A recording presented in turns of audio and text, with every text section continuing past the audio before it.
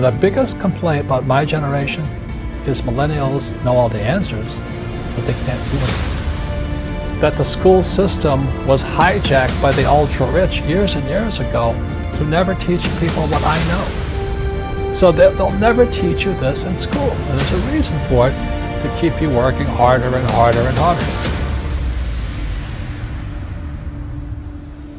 But most millennials, they want a high-paying job. They want to be able to pay the rent, eat, and all this stuff.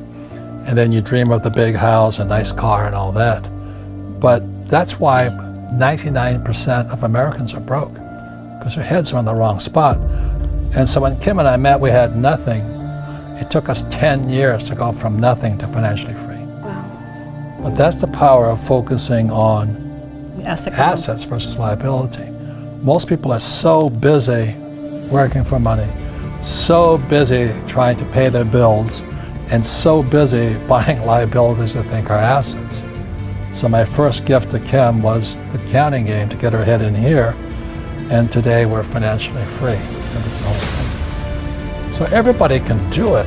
It's a matter of putting your head into the right column. And then for me, it was in '73, I took my first real estate investment course here. I'm free.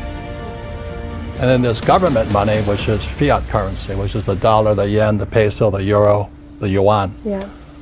Fake. And everybody's working hard for it. It's like eating fake food. That's why people are getting sick financially, because they're working for fake money. And then there's fake assets, which is another part of the fake millennial, the fake generation series.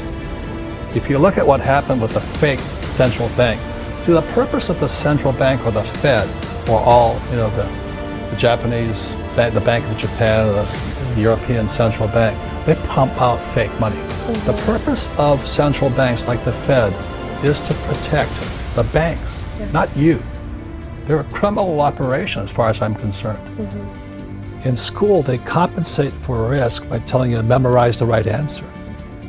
So in other words, these kids leave, young people like you, leave school thinking, oh, if I know the right answers, then there's no risk. And it drives old guys like me crazy. Because everybody's talking about millennials. What's wrong with them? Millennials are the most highly educated generation in history. They have the cell phone. They didn't get educated in school. They got educated on social media. They know all the answers, but they're afraid of doing anything. Yeah. The biggest complaint about my generation is millennials know all the answers, but they can't do anything. And the reason they can't do anything is because you might hurt somebody's feelings, you might make a mistake, and that just keeps you guys just trapped in this little box. So that's one of the reasons I think millennial money is such an important point here. Because if you're going to come into my world, old guy's world, or the information age, you've really got to understand what is risky and what is not risky. If you play it safe, that makes you stupid. Because if you don't take risks, you don't get smarter. Yeah. So you may know the answer, but you can't do anything. Yeah. And one of the best things I had is I went to military school and I went to flight school. I had such great teachers, All of them could fly. So my flight instructor could fly. What a novel idea. A flight instructor can fly. But when I was in high school, most of my teachers were terrified. They're all cowards, job security, don't make mistakes. Just memorize the right answer and you'll be safe. And that's why most school teachers aren't rich. Yeah. Because if you're going to be successful, you've got to take some risk. When you look at this financial statement up here, that's what your banker wants to see. Your banker doesn't care about your grades. Banker doesn't care what school you went to. I mean, so many people say, oh, my banker won't give me any money. This is because you don't have one of these. And when you look at most of the politicians today, they don't have one of these either. The US government doesn't have one of these anymore. They stopped doing this because of the US government, the budget is so out of balance, they can't do anything. So that's why, 22 years ago, in 1996, I created the cash flow board game. The purpose of this, so people could teach people what our school systems will never teach you. Never. Because they don't know it. Because evidence is now coming out that the school system was hijacked by the ultra-rich years and years ago to never teach people what I know, what my rich dad taught me. So you're going to depend upon the government to take care of you? That's crazy. One last thing, which I think most millennials understand, is, in Rich Dad, Poor Dad, I wrote about Ray Kroc, founder of McDonald's. And he was teaching at the University of Texas, the MBA program. And Ray asked, and most of the MBAs are going to come out here. So Ray Kroc asked him, he says, what business is McDonald's in? And everybody yelled and said, no, we know you're in hamburgers. And Ray says, no, we're not, McDonald's is not hamburgers. McDonald's is in the business of real estate. And the money McDonald's makes buys the real estate. The formula I follow personally is McDonald's. We have education company that buys real estate, which means we make a lot of money, pay zero taxes, legally. So they'll never teach you this in school, and there's a reason for it, to keep you working harder and harder and harder.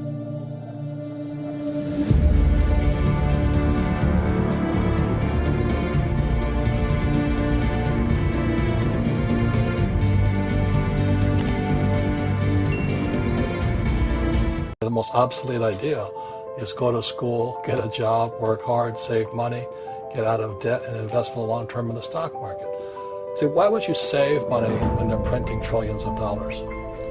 The gap between the 1% and 99% is massive. You see, it's not just money. But you have to step back and look at the bigger picture. So what do you do? In every one of us is a poor person. There's still a poor person inside me. There's also a middle-class person, and the middle-class person wants security. They want that steady paycheck, and that is a rich person. And they're all inside of us, except that it's not taught. You're taught to go to school, get a job, and get a paycheck. You're not taught how to get rich. If you read Rich Dad, Poor Dad, my rich dad refused to pay me. He said the paycheck was one of the most damaging things you could take in your life. He says the moment you take a paycheck, you're an employee. And that's the mindset. So my rich dad never paid me. It drove my poor dad, government employee, nuts. You gotta pay people, you gotta pay people. And Rich Dad was not saying that the paycheck was bad. He says he didn't want to be a slave to money. So as an entrepreneur, if Rich Dad folded, I just started another company. I don't need a paycheck. I don't need anybody to take care of me. If my government doesn't like me, I move to another country because they need entrepreneurs. Mm-hmm. So the entrepreneur is not so much the business. The entrepreneur is really the mindset and the skill sets and the different set of rules. You see, I don't operate, small business does not operate in the same rules as big business. Entrepreneur is a mindset first, a skill set, and rules. And depending upon whether you're an employee or a small business, mm-hmm. the rules are different. The mindsets are different, the skill sets are different. Instead of get out of debt, I get into debt. I just refinanced $300 million in debt. I went from 5% to 2.5% interest. I made a fortune. Every month, more money comes in because my cost of money has gone down. So while some financial experts are saying get out of debt, I'm saying learn how to use debt. See, when I came back from in Vietnam in January of '73, the first thing my rich dad said to me was go to school to learn how to invest in real estate. It wasn't real estate, it was how to use debt and taxes. Debt and taxes make the rich richer. Debt and taxes make the poor and middle class poor. So all the rich guys who are doctors or lawyers or, those guys, they're getting creamed. They don't know why. Doctors are getting creamed. Oh yeah, they're making more money, but the take home is less. Sure. My doctor just yelled at me. He was happy. He says, "Oh, guess what? I finally made $1 million." And I said, "Yeah, this is just 3 weeks ago." And so I said, "Yeah, well, how much you pay in tax?" He says, $750,000 in taxes. So his net was about $400,000. That's not bad. But when I make $1 million, I keep $1 million. And the reason is because I don't make it by working for money. See, if you work for money, you're taxed. So that's why lesson number 1 in Rich Dad, Poor Dad is the rich don't work for money. What we do instead is we create businesses as entrepreneurs. We acquire real estate. I don't invest in the stock market. Okay? So the reason is because as entrepreneurs, I have more control over my income, how much I make, and how much I pay in taxes. And because I'm an entrepreneur as well as an investor in real estate, I pay zero tax. So every time I make, let's say, $1 million as an entrepreneur, I immediately invested in real estate. I have a 4-to-1 step up. So I put $1 million in real estate. I get $4 million from the bank. That's why I love banks. But the banks are screwing everybody else. Terrible, but it's good for me. That's why you say when you print, it's good for you, but when you print, it's bad for people that work for money. Because when you print, savers get creamed and people who work for money get creamed. When they print, debtors get rich. You see, debt and taxes make the rich richer, and debt and taxes make the poor middle class poorer. So when we have obsolete ideas, we get obsolete results. So what's happening for most people, the idea of going to school, getting a job, working hard, saving money, getting out of debt, buying your house because it's an asset, investing for the long term, is obsolete. The world has changed. The world changed in 1971 when President Nixon took us off the gold standard and money became debt. Today, the banks are charging you interest to save money. In other words, the banks don't want your money because they've printed too much of it. And that's why there's this bubbles in stocks and bubbles in real estate and all this. People are dumping the cash. Because as I said in here, savers are losers and cash is trash. And yet people want a high-paying job. Well, that's an obsolete idea. Get out of debt is an obsolete idea. You should learn how to get into debt, how to use debt to get rich, and they'll never teach you about taxes. The reason the 1% is way up here and the 99% are going this way is because when you print money, two things happen, inflation and taxes. It's crushing them. And any entrepreneur thinks, I'm just going to make money and I'm going to start a business and make a lot of money because of what we talk about. They really have got to smell the roses, man. That's not what the real entrepreneurs are doing. Most entrepreneurs, there's 28 million small business owners in America. 24 million are one-person entrepreneurs. They're called non-employee entrepreneurs. So and that's what happens is when people don't really understand what an entrepreneur does. So most people are self-employed, but they're not really entrepreneurs. The self-employed pay the highest taxes of all, and nobody tells them that. Yeah, it's also called the entrepreneurial spirit. But what we were actually talking about was there's no such thing as a bad economy. There's the external, you and I, we all have an external economy, but we also have an internal economy. And the willpower is to change our internal economy. So for me, I can see the good and I can see the bad. I don't really give a damn because I'm going to be rich anyway. But a poor person with a poor personal economy, all they're going to see is a bad economy because they don't know how to make money in any economy. And a middle class person, they have a middle class economy. What they want is a nice house and a steady paycheck and the job and the car. And so when you take their job away, to them, that's disaster. Well, since an entrepreneur doesn't have a job anyway, it's no big deal. So all I'm saying to people, and it's what Bucky Fuller taught me, is always two sides, you know what I mean? Unity is plural, at minimum two. So if you think the economy is bad, it's because your economy is bad. If you think that steady, employment is important, then you'll see an economy without jobs. Your economy. Your economy DNA versus the external economy. Got it. What you control versus what you can't control. I can control. Yeah, it's called an internal focus versus an external focus. So the real entrepreneur has an internal focus. That if they fall down, they say, "Oh, this is good, because I'm going to go up higher." The average person will fall down and say, "Oh, I'm going to take some Prozac," or somebody has a mistake. So, "Oh, the mistakes don't matter." Well, mistakes matter. It means you didn't know something. But a real entrepreneur, whether they fall down, they always can go up. They can stand back up and go higher.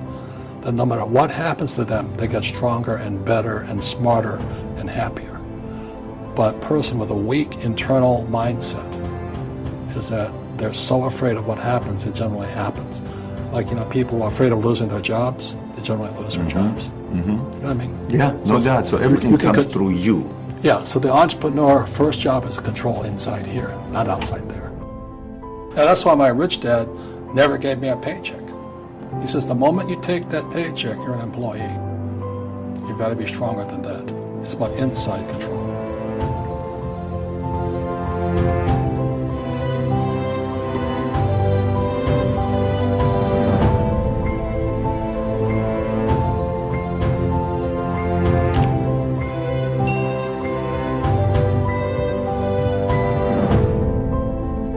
I've been down there many, many times. You know, I've been at below rock bottom. I was in my 30s. Business went straight up. It went down below zero. You know, how can you lose more money? Invest your money. So I was down $800,000 at 32 years old. And my rich dad and my poor dad, you know, my poor dad was a great guy. He's a school teacher, head of education for the state of Hawaii. And my poor dad felt sorry for me. And my rich dad says, hey, congratulations. You lost your first business. See, it's in the mindset. He says most entrepreneurs will lose 3 businesses. So rather than run and declare bankruptcy, he says, look, go talk to all your investors. Tell them you messed up. You know? Tell them you're going to work it out, you're going to pay them back, and go fix that business of yours. So rather than run and hide like some of my partners did, this is in Hawaii where I started the Velcro wallet business. I had to go back in and kind of find out most of the mistakes I made. And then when I could pay people back, because the business was up and running, then I started to pay people back from the successful operation. So I learned more from failing than I did in all my years of school. So that was really good. And then I took my little nylon wallet company out of the surfer market and I took it into rock and roll, of all things. So then I learned how another whole end of entrepreneurship, and that's what paid off my $800,000 in debt. So I always look at failure as an opportunity to learn and get bigger. Unfortunately, our school system teaches kids that if you make mistakes, you're stupid. And in real life, the people that make the most mistakes are the smartest people. You look at when I play golf. You know, I go out there and practice, but I don't practice 1/100th of practice making mistakes. You practice to make mistakes, right? So guys like Tiger Woods, this guy Jordan Spieth, McIlroy, they've made more mistakes than I ever will. So the guys that make the most mistakes in life win, except in school, because you get punished for making mistakes. So it's just in your mindset. And so when I lost my first company, it was great. I lived on the street, I was homeless, got yelled at a lot by my investors. It was building self-esteem, and I said, I'll pay you back. You know, you trusted me, I messed up, but I'll pay you back.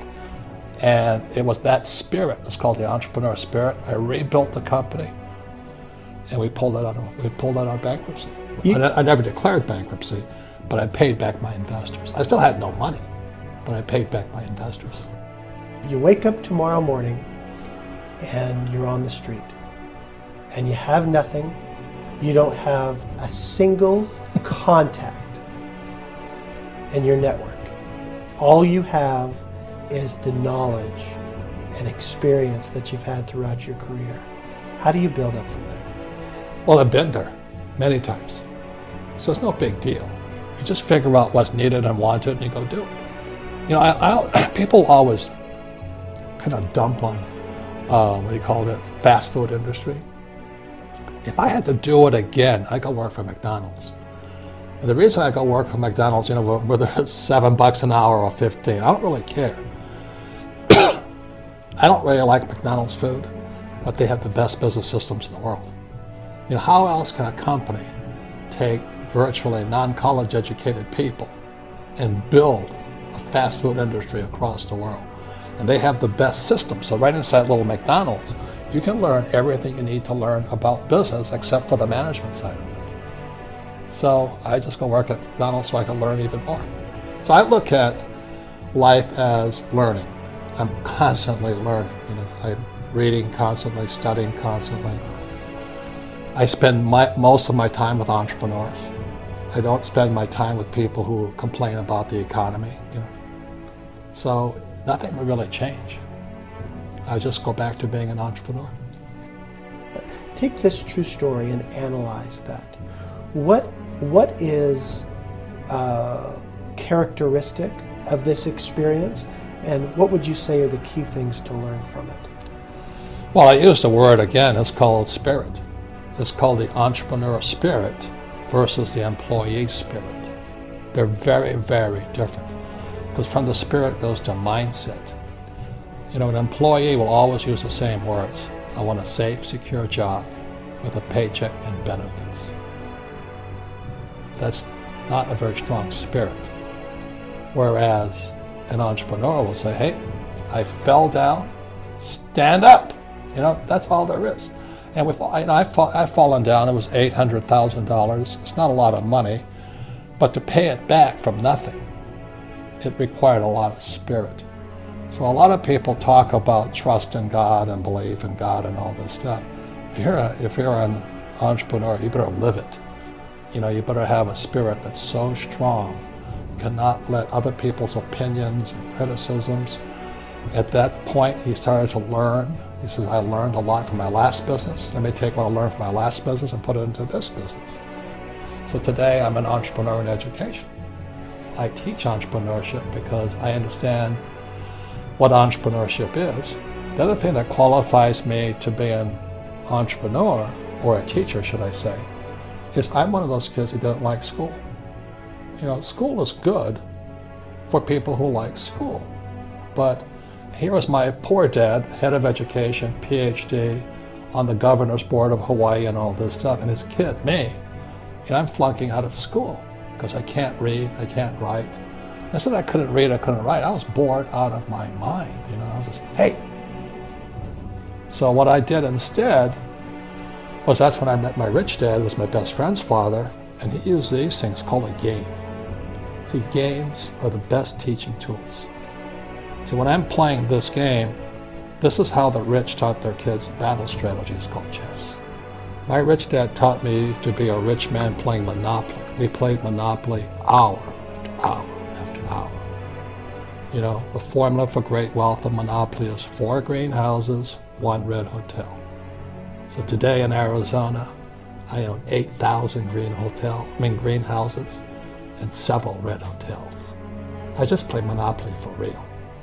So that's the power of a game, because a game engages me mentally, physically, because I actually have to move things, emotionally, because when somebody knocks me out, I better wake up.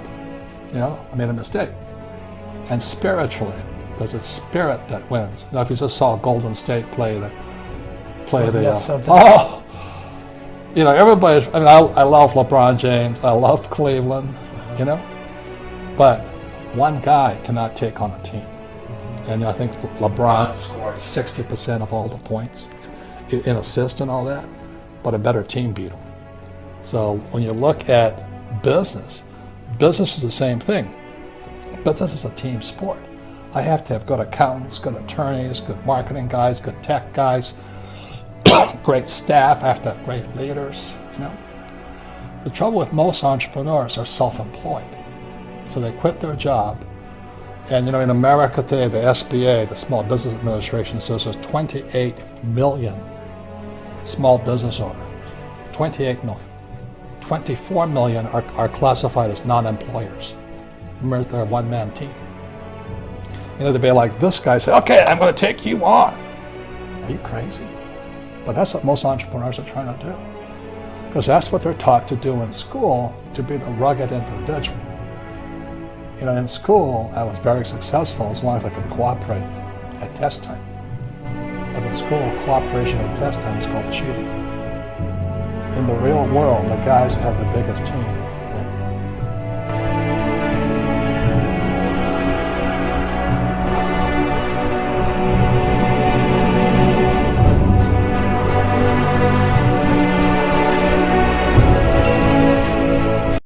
They don't want what we know out there.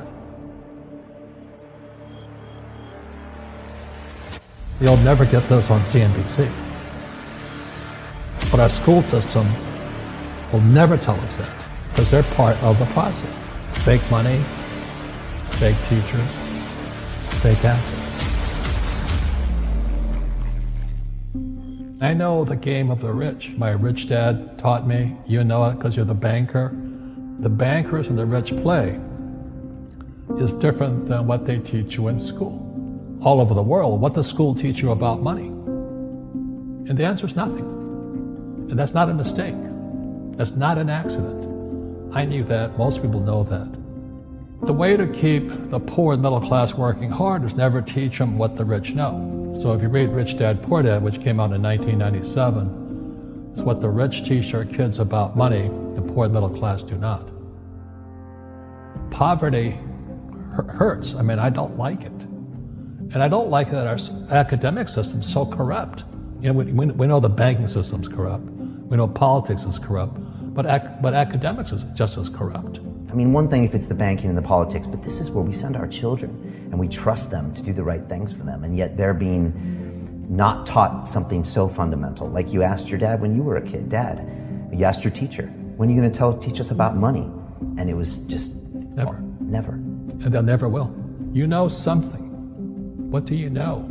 Share it. What is financial education? It's not get a job, work hard, save money, and invest in a well-diversified portfolio of stocks, bonds, mutual funds, and ETFs. The financial industry is two things, debt and taxes. In 1971, Nixon took the dollar off the gold standard, and the US dollar became debt. And we still tell kids to go to school, get a job, work hard, save money, and get out of debt. Now, who tells them to do that? That's the most ridiculous thing there is. The book starts and it says, lie number 1, saving money will make you rich. Yeah, it never will. You know that. All taught that as kids. Why would you save it and why would you work for it if they can print it faster than you can work for it? Why do you keep saving when they're printing it? The rich don't work for money. Don't you touch that stuff. It's very subtle, right? Yep. They don't say, I'm going to train you to be a worker bee the rest of your life, but they educate you in a way where that's what you come out. Right. What was he trying to do those first few months were you working for him? What was he trying to get across to you? Because he taught you the hard way about money.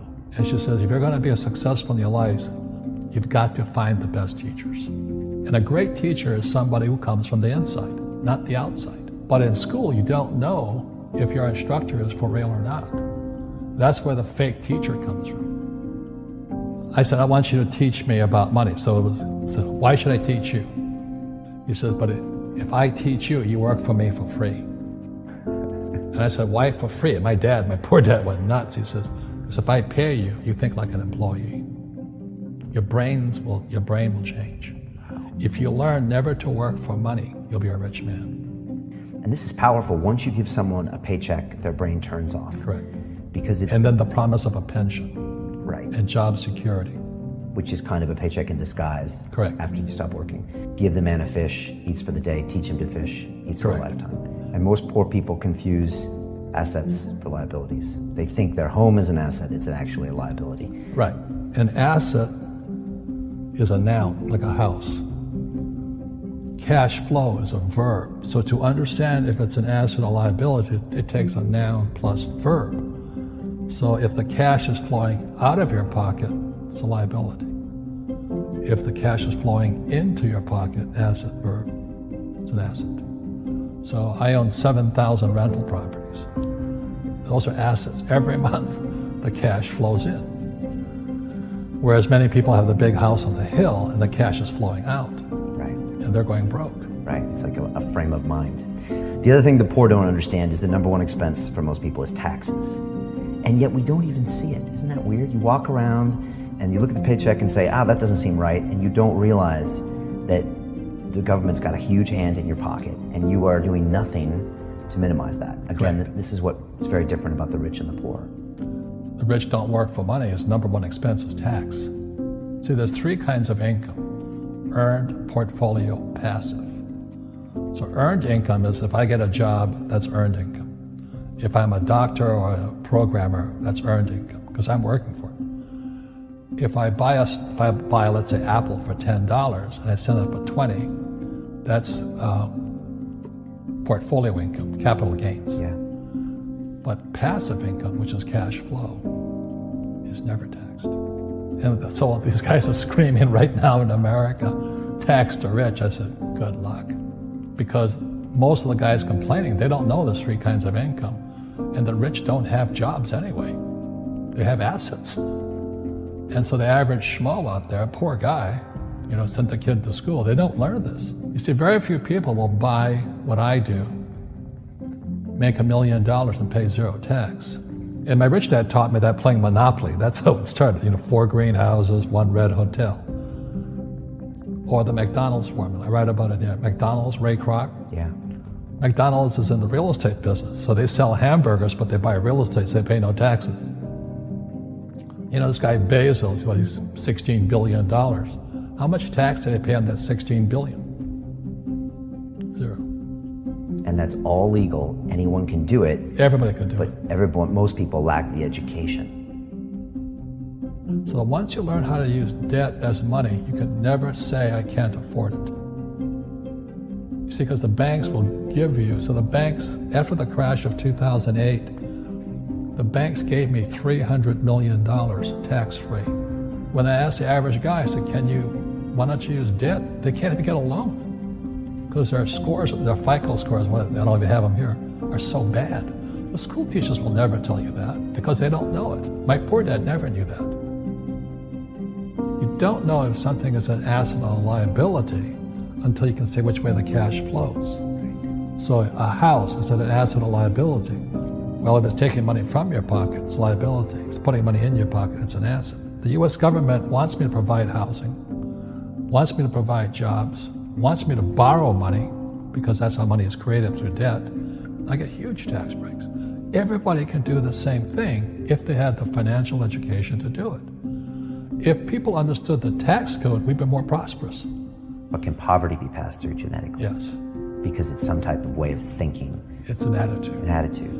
It's very simple. When people ask me, how do I stop it? I just say, never say, I can't afford it. Ask yourself, how can I? The reason I have so much money is because I don't say I can't do it. I just go, how can I do it? And I just go and do it. I make a lot of mistakes, but that's how I learn. How can I? The poor people, like my poor dad, always said, I can't afford it. Do you think I'm made of money? I'm a school teacher. I can't do that. And I picked that up. And my rich dad never said those words. So when I meet poor people, they use the words I can't a lot. So the people that say, I can't afford it, I can't do this, I can't get to college, the rich are evil, I choose not to participate in that. And that's one thing people could change today. Correct. Right now, is that dialogue in their head. Stop saying the word can't. I can't. Right. So how can I? How can I? Especially as in, I can't afford it, how can I afford that? Right. Because that opens them up to looking at it as an investment to a greater future. Right. When I borrowed $300 million, I couldn't do it until I went to ask. And I got turned down so many times. I said, and every time I showed the banker my financials, and he'd go, sorry. I said, look, do me a favor. Why did you turn me down? And he'd tell me, this is out, the numbers are out here. So if I get these numbers fixed, can I come see you again? He goes, sure. So it's called rejection. Same as my wife rejected me for 6 months. It's just a matter of personal willpower, which is spiritual. Just saying, if they can do it, I can do it. And how can I? How can I? And I think it's you once said, words become flesh. Yep. That was the Bible too. Intelligence increases through your mistakes, through the ups and downs, through what you learned. Real estate's real estate, but what I learned made me richer, not the money. You don't need money to make money. I think all of us, every human being has that low point in their life. And if they get the message, a new life begins. If they don't get the message, they keep going down. The richer I got was because I didn't need any money. I could use this to make money. But how did I get there? Is I made a lot of mistakes. People are afraid of making mistakes and all this, fear of failing. It limits them. nice, so very nice. So many people trapped in the same device.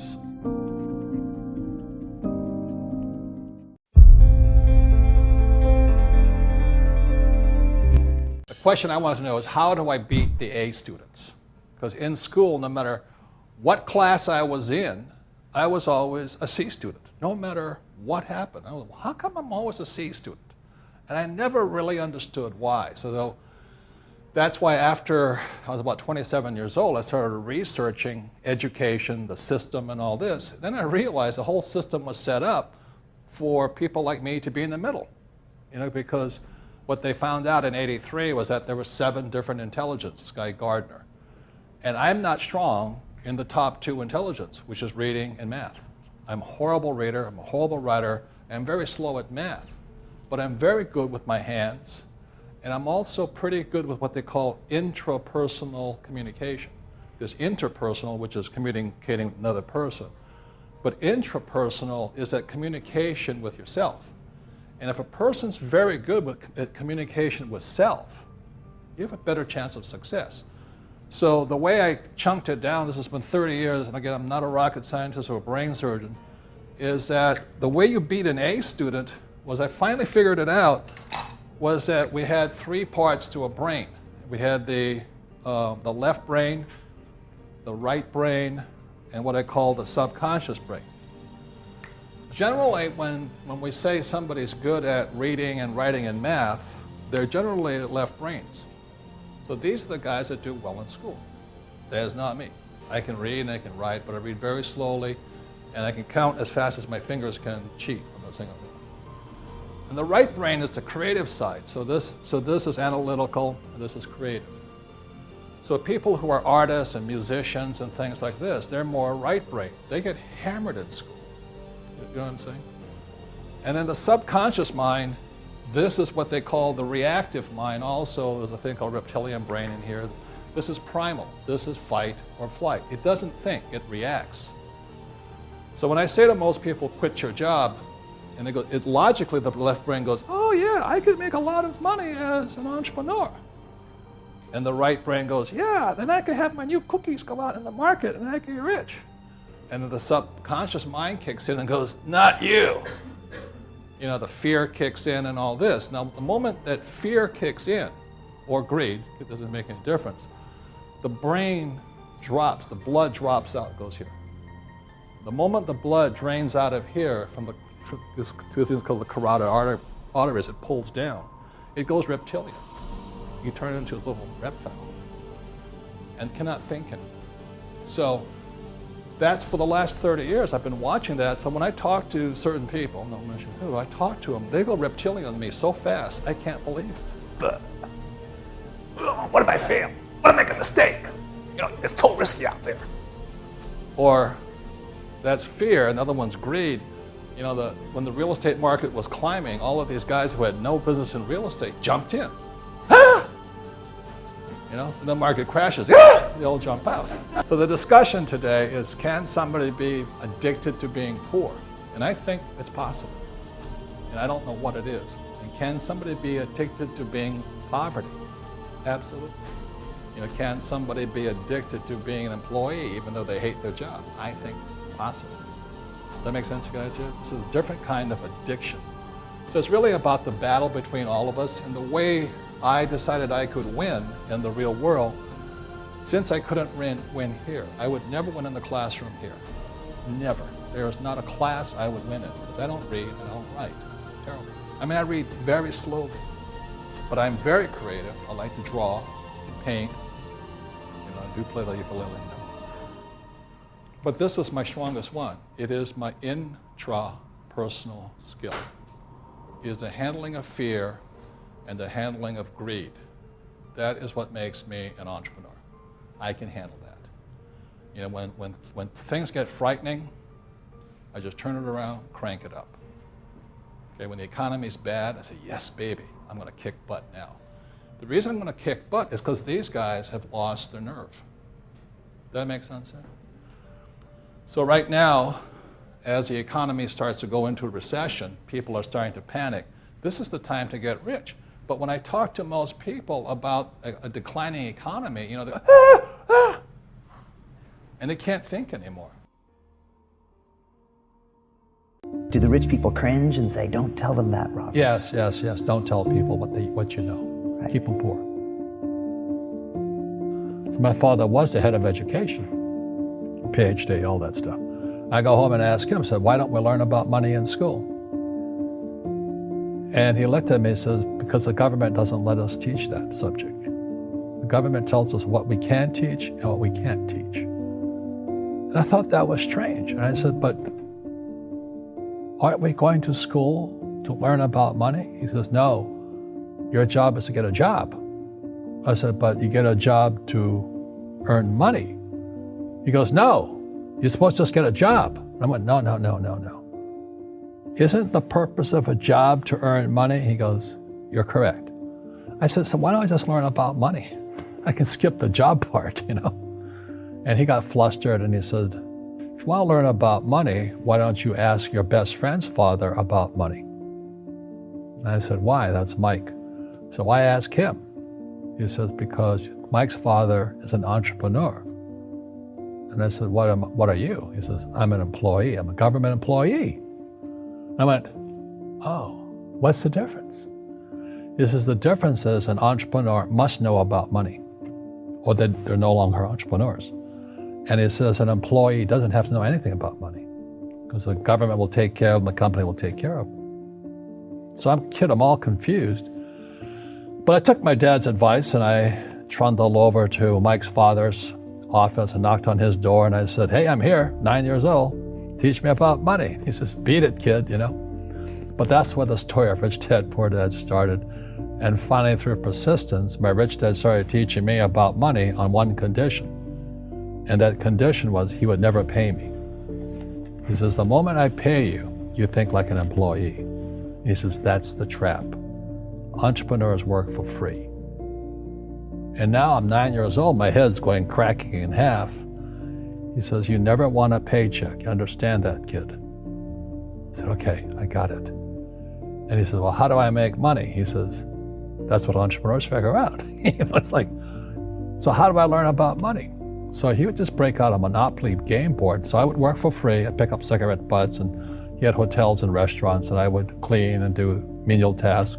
And as I got older, I started getting into office work and marketing and accounting, and I was an apprentice basically, but I always worked for free. And he would teach me about money, but the way he taught me about money was playing Monopoly. And finally one day I got upset. I said, well, when are you going to teach me about money? He says, what do you think we're doing? We're playing Monopoly. He goes, no. What do you think we're doing? We're playing Monopoly. He says, what do you think we're doing? So I don't know. I'm teaching you about money.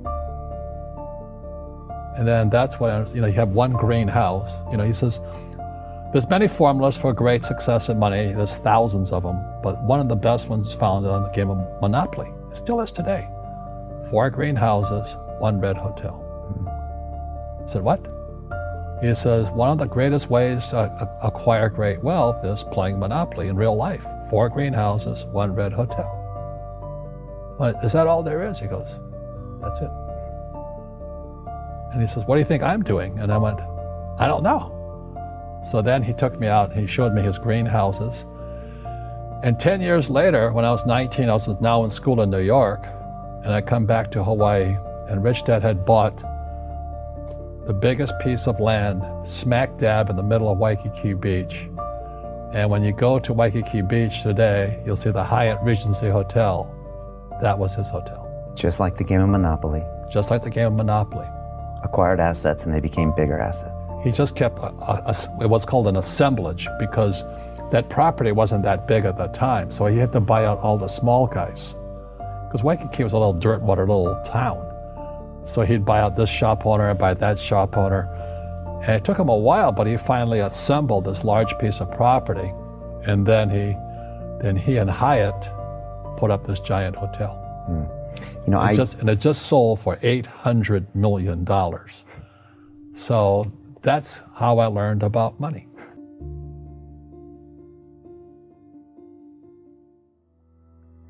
I've had financial crashes. I've had people stab me in the back, but they're all good because I grow from it. That's spirituality. Right. You know, people who are afraid of making mistakes, like they teach in school, they don't ever grow. Because spirituality is there's good and there's bad, there's right and there's wrong, there's up and there's down. Most people only want to be right, they only want to be positive. Well, you can't have that. That's not reality. Well, I wasn't poor by most people's standards, but I came from a family with a poor attitude, if you know what I mean. Because rich, poor, middle class, poverty starts with a fundamental attitude. Poverty is passed on. It's taught in your families. And middle class is taught in families. And so the people right now who are sitting at home, who are struggling financially or worried about money or unhappy, they may be making a lot of money, but unhappy with what they're doing, it was probably taught to you.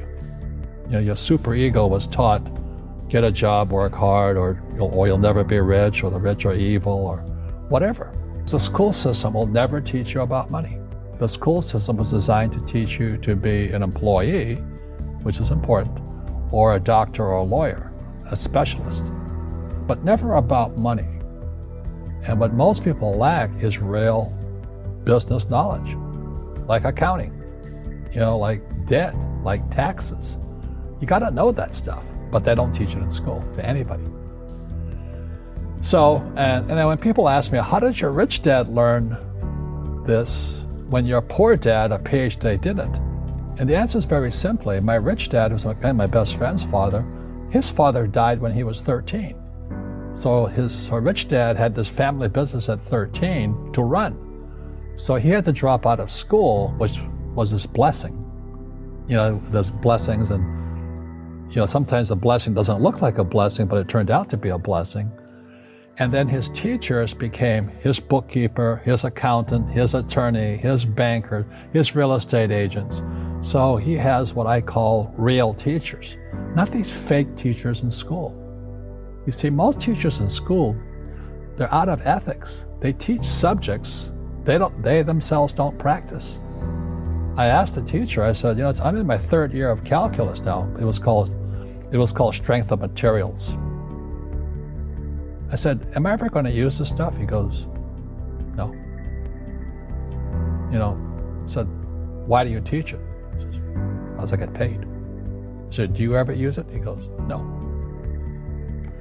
And that's why, you know, you have to, in life, one of the things I suggest to people, you got to find a real teacher versus a fake teacher. And a fake teacher is somebody who doesn't do what they teach. And a real teacher is doing what they teach every day. So my accountants, my attorneys, they're in it every single day. That's how I learn, because every day I'm solving problems in my business. So I have accountants and attorneys and bankers and all these people on speed dial because I'm solving problems with my team. I see you giving this knowledge out, and yeah. Do the rich people cringe and say, don't tell them that, Rob? Yes. Don't tell people what you know. Right. Keep them poor. But, you know, unfortunately, the poor, as was in the Bible, I'm not real religious, the poor will always be amongst us because it starts up here. Right, it's that fear mentality. It's in their words, you know, and the words become flesh. Again, I'm not really religious. I flunked out of Sunday school also.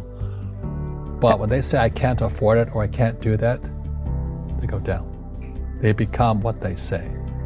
My PhD daddy says, what do you think I am, made of money? I can't afford that. And my rich dad would say, that's why he's poor. Poor people say, I can't afford it, I can't do that, I don't have time. Because it's an escape. It's an escape, you know what I mean? It's easy to say, I can't afford it. And your rich dad used to say what instead of, I can't afford it? How can I afford it? How can I do that? You know, what would it take, or why should I do that?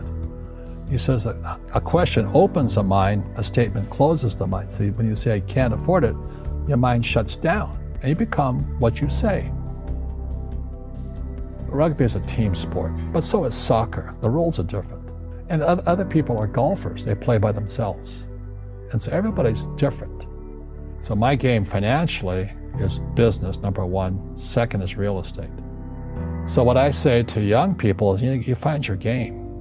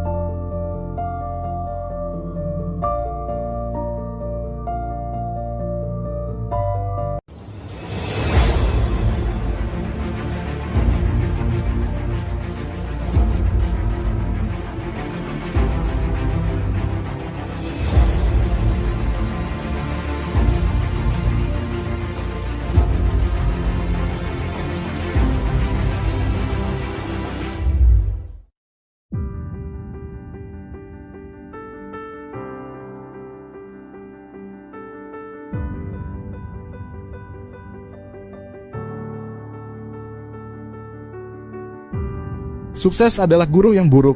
Kita paling banyak belajar tentang diri kita ketika kita gagal. Jadi, jangan takut gagal.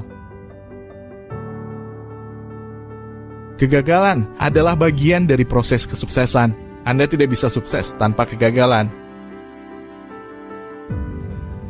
Di dunia nyata, orang terpandai adalah orang yang membuat kesalahan dan belajar.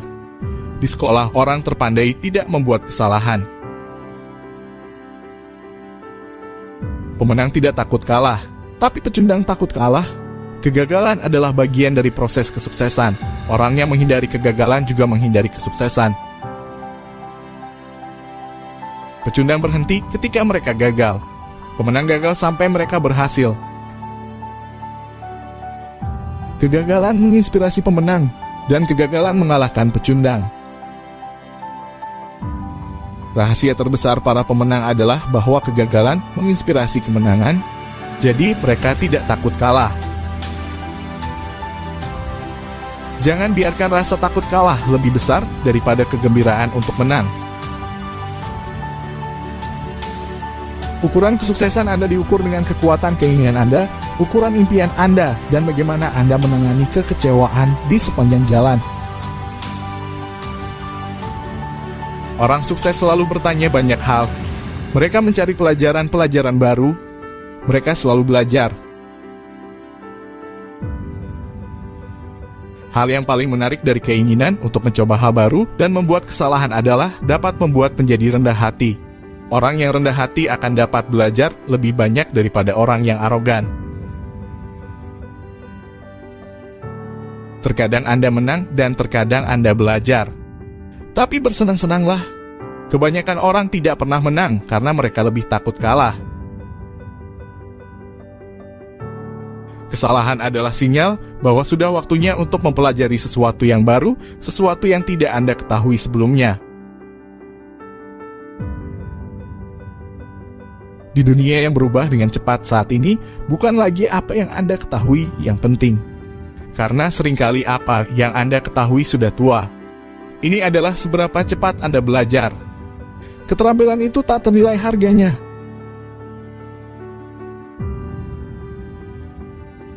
Hal yang paling bodoh untuk dilakukan adalah Anda berpura-pura pintar.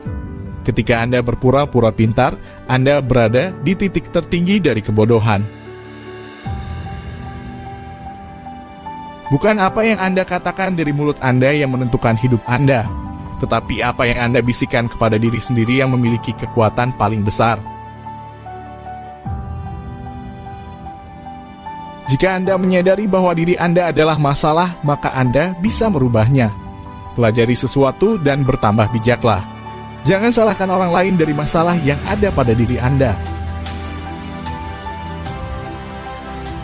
Pilihlah apa yang Anda pikirkan daripada bereaksi terhadap emosi Anda. Pilihan Anda akan menentukan nasib Anda. Ambillah waktu untuk menentukan pilihan yang benar. Jika Anda melakukan kesalahan, tidak apa-apa, belajarlah darinya dan jangan ulangi lagi. Selalu ada risiko, jadi belajarlah untuk mengelola risiko daripada menghindarinya. Mulailah dari hal kecil dan bermimpilah yang besar. Penglihatan adalah apa yang Anda lihat dengan mata, fiksi adalah apa yang Anda lihat di dalam pikiran. Kenyamanan membunuh ambisi. Jadilah tidak nyaman dan biasakan dalam mengejar tujuan dan impian Anda. Masa depan Anda diciptakan dari yang Anda lakukan sekarang, bukan besok. Lakukan hari ini apa yang kamu inginkan untuk hari esokmu. Orang-orang perlu bangun dan menyadari bahwa hidup tidak menunggu Anda. Jika Anda menginginkan sesuatu, bangun dan kejarlah. Jalan adalah tujuan. Dengan kata lain, menemukan jalan hidup Anda adalah tujuan hidup Anda. Temukan permainan di mana Anda bisa menang dan kemudian komit hidup Anda untuk memainkannya. Dan bermainlah untuk menang. Hidup itu seperti pergi ke gym. Bagian yang paling menyakitkan adalah memutuskan untuk pergi. Setelah Anda melewati itu menjadi mudah. Satu-satunya perbedaan antara orang kaya dan orang miskin adalah dalam cara mereka memanfaatkan waktu.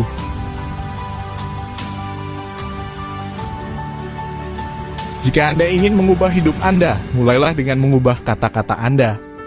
Mulailah mengucapkan kata-kata impian Anda tentang ingin menjadi siapa Anda, bukan kata-kata ketakutan atau kegagalan. Janganlah mengucapkan kamu tidak bisa melakukan sesuatu. Itu adalah kebiasaan orang miskin. Tanyakanlah bagaimana cara melakukannya.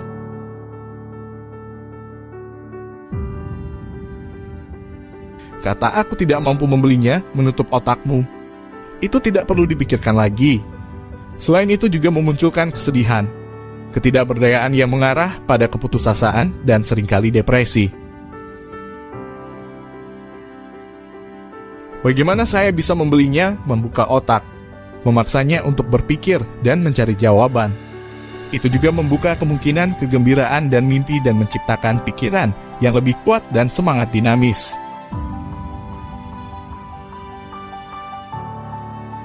Kamu miskin hanya jika kamu menyerah.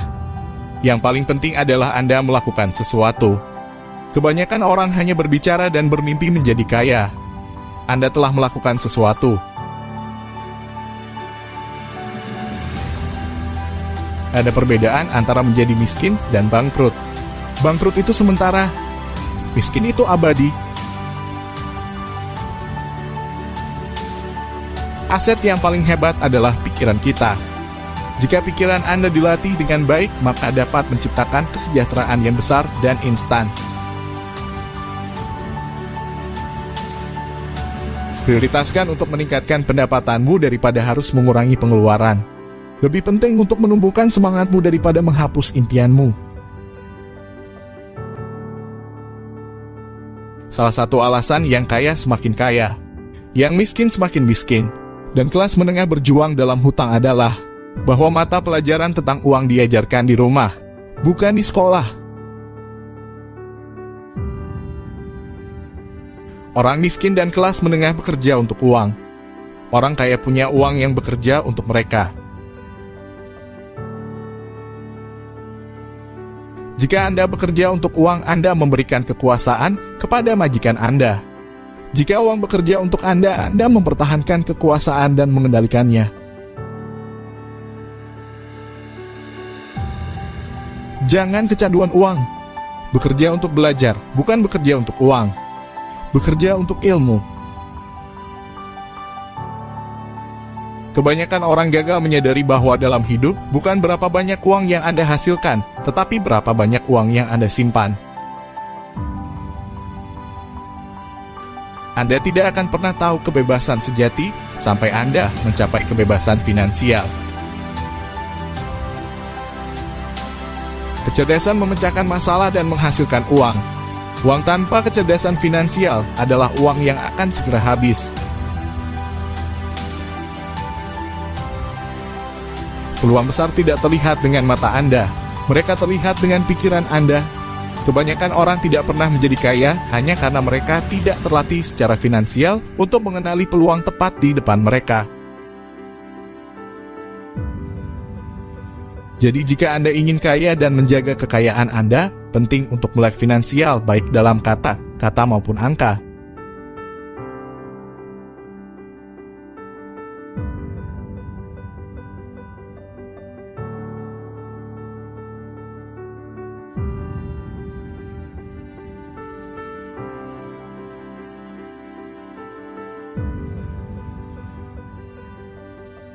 Or do the rich people cringe and say, don't tell them that, Rob? Yes. Don't tell people what you know. Right. Keep them poor.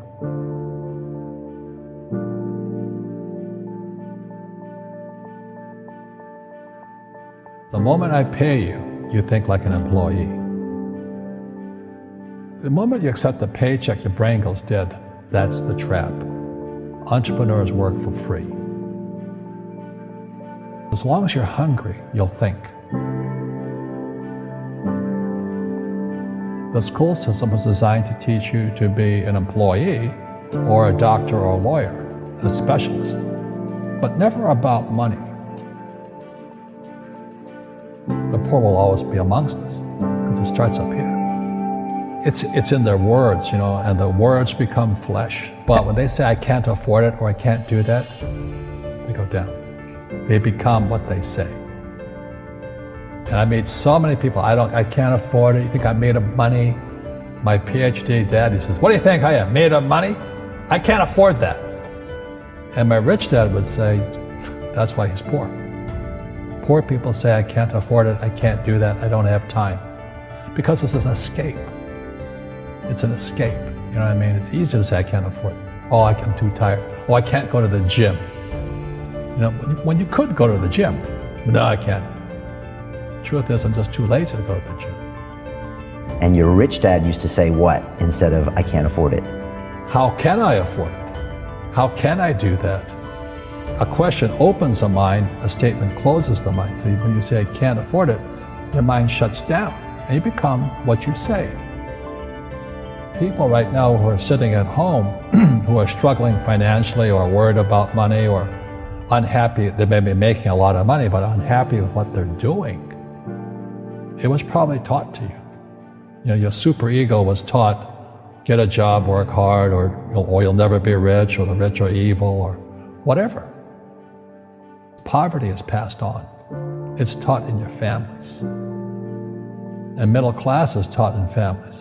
And until you change your mindset, Correct. Money won't help you, right? Correct. And we see that with people that win the lottery, people that make more money, they still have the same problems. Right. Because they have that poor man's soul. Correct. If you're poor, you'll always be poor. That's really hard for people to understand. Yeah, the money will disappear that fast. Just like most pro athletes, they make millions of dollars, and 65% are bankrupt 5 years later. It's because they come from poor families.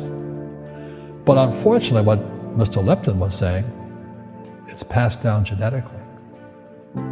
That's the frightening thing.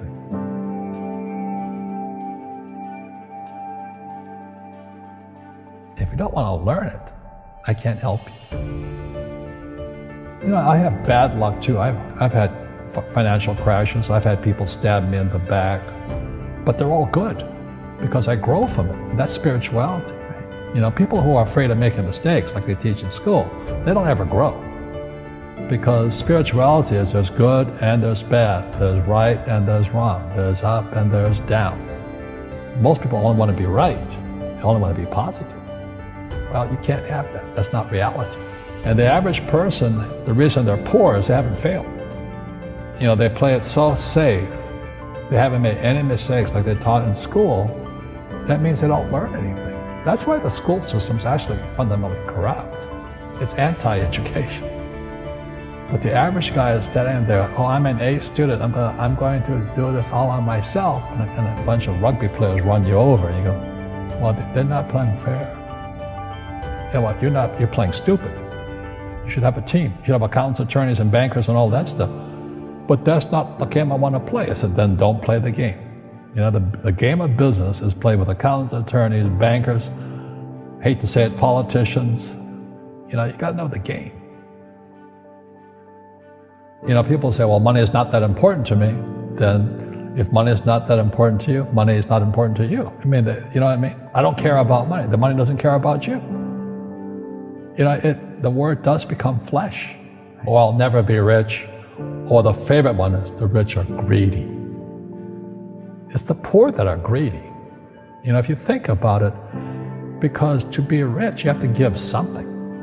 I have to produce books and games, and I purchase real estate, I provide housing, provide jobs and all that. That's why I'm rich. But greedy people produce nothing. Einstein said, imagination is more important than knowledge, but knowledge empowers imagination. And what most people lack is real business knowledge, like accounting, like debt, like taxes. You got to know that stuff, but they don't teach it in school to anybody. Our school systems are making our students weaker. So in school, they have these things called now trigger effects. So you can't, as a teacher, you can't say anything that might upset the student. They don't want anything that might jar their point of view. You see people say, well, why don't you give the poor money? So the only problem with that is it just creates more poor people. Give a man a fish, he fishes for the day, or eats for the day. Yeah, you give a man a fish, you get a lot of people who want more fish, you know? But you teach them to fish. We become creatures of our own habits. And until we break the habit, we don't change. Our schools don't teach that. Our schools teach almost the exact opposite of that. So what I say to young people is you find your game. So my game financially is business, number one. Second is real estate. And that's why I pay no taxes. That's why Trump pays no taxes. Legally, it is a combination of business and real estate that gives us an unfair advantage over employees because they don't know what to do. And a lot of people would rather sit in the stands than be in the game. One of the greatest ways to acquire great wealth is playing Monopoly in real life. 4 greenhouses, 1 red hotel. But is that all there is? That's it. Robert, if I could give you some kind of a magic phone and you could make a call to the 20-year-old Robert Kiyosaki and give that young man a bit of advice, what would you tell him? I would just say keep going. Just do what you have to do. Just live it to the fullest, which I did. Nothing I ever did made sense. Now, could you imagine quitting a $120,000 a year job for $200 a month to go fight in Vietnam and almost die? It didn't make sense, but it was the best decision I made at that time. And I think what most people do is they let their parents or their friends talk them out of life. So afraid of failing. But failing is how we succeed. You look at guys like Edison and all that. They failed like 1,014 times before he invented the light bulb. Our schools punish you for making mistakes. And that's why we have so many people who are so afraid of admitting they make mistakes or afraid of failing.